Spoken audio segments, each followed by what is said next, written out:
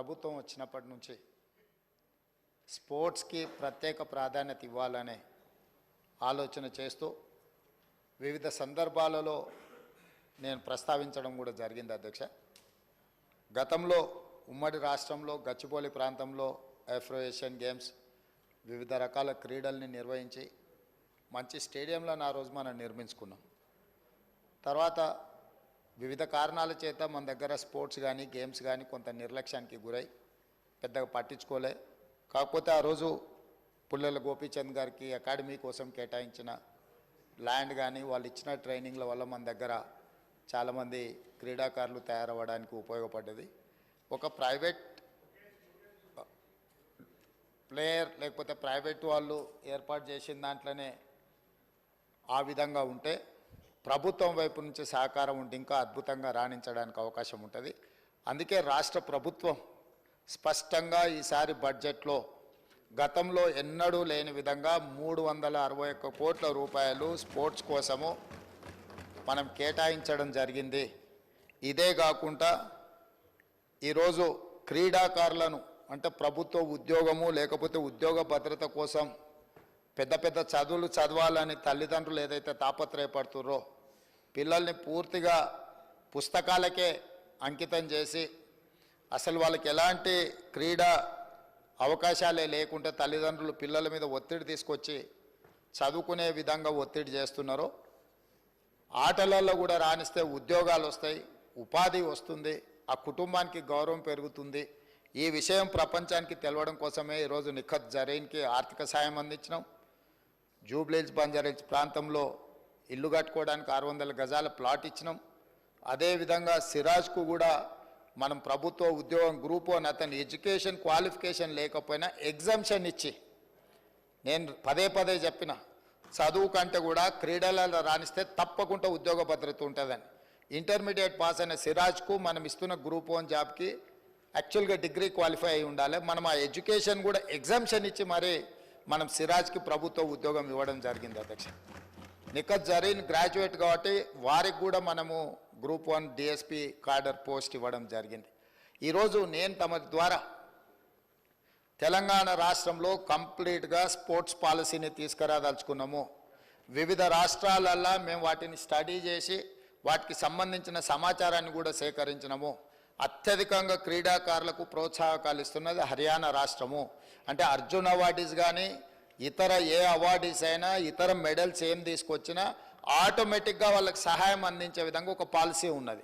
అంటే ఆర్థిక సహాయం కావచ్చు, లేకపోతే ఇల్లు కట్టుకోవడానికి కావచ్చు, లేకపోతే వాళ్ళకు ప్రభుత్వంలో ఉద్యోగాలు ఏ స్థాయి ఏ మెడల్ వస్తే ఏ విధంగా వాళ్ళకి ప్రభుత్వంలో ఉద్యోగ అవకాశాలు కల్పించాలనో హర్యానా స్టేట్లో బెస్ట్ పాలసీని అడాప్ట్ చేసుకున్నారు అధ్యక్ష. మేము అందుకే ఈరోజు హర్యానా, పంజాబ్ ఇతర ప్రాంతాలలో బాక్సింగ్ రిలేటెడ్ కానీ అదర్ రిలేటెడ్ క్రీడలలో రాణించిన వాళ్ళకి ఏ విధంగా ప్రభుత్వం ప్రోత్సాహకాలు ఇస్తున్నదో వాటన్నిటిని కూడా మేము స్టడీ చేస్తున్నాం. వచ్చే సమావేశాలలో స్పోర్ట్స్ పాలసీని సభలో చర్చకు పెట్టి మిత్రుడు బీజేపీ ఎమ్మెల్యే గారు ఏదైతే సలహా చెప్పినరో స్పోర్ట్స్ స్టేడియంలను కూడా ప్రోత్సహించడానికి ఈరోజు ప్రభుత్వం దాని మీద ప్రత్యేకంగా దృష్టి పెట్టినాం. వీలైనంత మేరకు మండలానికి ఒక మంచి మినీ స్టేడియంను నిర్మిస్తే నిజంగానే ఉపయోగం ఉంటుంది. కాకపోతే ఈరోజు తెలంగాణలో భూముల విలువ అత్యధికంగా పెరిగిపోయి ప్రభుత్వ భూములు కబ్జాలకు లోనయ్యి చాలా ప్రాంతాలలో లేవు. ఎక్కడైనా ఏదైనా మండల కేంద్రాలలోగిన ఒకవేళ భూమి అందుబాటులో ఉంటే ప్రభుత్వానికి బడ్జెట్ కేటాయించడానికి ఎలాంటి ఇబ్బంది లేదు. అదేవిధంగా ఈ వేదిక మీద నుంచి తమరికి నేను చెప్పదలుచుకున్నది, మేము బీసీసీఐతో మాట్లాడుతున్నాం. వారితో ప్రాథమిక చర్చలు పూర్తి అయిపోయినాయి. నిన్న ఎక్కడైతే బేగర్ కంచెలో మనము స్కిల్స్ యూనివర్సిటీని ప్రారంభించుకున్నామో తొందరలోనే నేషనల్ అకాడమీ ఆఫ్ కన్స్ట్రక్షన్ని కూడా అక్కడికే షిఫ్ట్ చేయాలనుకుంటున్నాం. దాని పక్కనే బీసీసీఐని ఒక ప్రపంచ అంతర్జాతీయ స్థాయి క్రికెట్ స్టేడియంను నిర్మించడానికి మేము భూమి కేటాయిస్తాం. మీరు వచ్చి అక్కడ అద్భుతమైన ద బెస్ట్ క్రికెట్ స్టేడియంను నిర్మించండి అని వాళ్ళతో మాట్లాడడం జరిగింది. వాళ్ళు కూడా ముందుకు వచ్చిండ్రు. దాదాపుగా రాబోయే కొద్ది రోజుల్లోనే వారికి భూమి కేటాయించడం, బీసీసీఐ స్వయంగా అక్కడ ఒక మంచి క్రికెట్ స్టేడియాన్ని నిర్మించడానికి ముందుకు వస్తుంది. కాబట్టి ఈ స్పోర్ట్స్ విషయంలో నిధుల కేటాయింపే కాకుండా ప్రత్యేక కార్యాచరణ ఎందుకంటే క్రీడల పట్ల నాకు ఆసక్తి ఉంది. మీకు అందరు కూడా తెలుసు అధ్యక్ష, ఈ రాష్ట్రము వ్యసనాల నుంచి యువతను బయటికి తీసుకురావాలంటే క్రీడల్ని ప్రోత్సహించాల్సిన బాధ్యత ఈ సభ మీద ఉన్నది. మన అందరం కూడా ఏకగ్రీవంగా మీరు ఏం సలహాలు సూచనలు ఇచ్చిన క్రీడలకు సంబంధించి తప్పకుండా ఆ స్పోర్ట్స్ పాలసీలో మీరు సజెషన్స్ ఇవ్వండి, వాటిని అడాప్ట్ చేసుకుంటాం. ఆల్రెడీ ఉన్న స్టేడియంలో మీకు యూసుఫ్గూడలో కోట్ల విజయభాస్కర్ రెడ్డి స్టేడియం ఉంది, అది ఇప్పుడు సినిమా ఫంక్షన్లకు అంకితం అయిపోయింది.